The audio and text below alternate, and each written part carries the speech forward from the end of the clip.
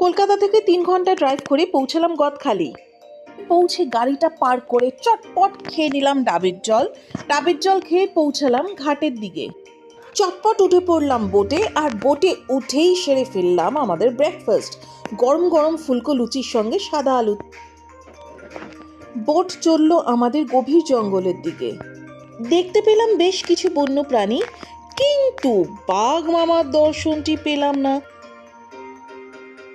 কবজি ডুবিয়ে সেরে ফেললাম দুপুরের লাঞ্চ, কত রকম মাছ, আহা হা হা।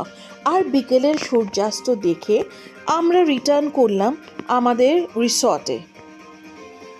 রিসর্টটি একদম নদীর পাড়ে, আর খুব সুন্দর পরিবেশ। রুমগুলো বেশ পরিষ্কার পরিচ্ছন্ন।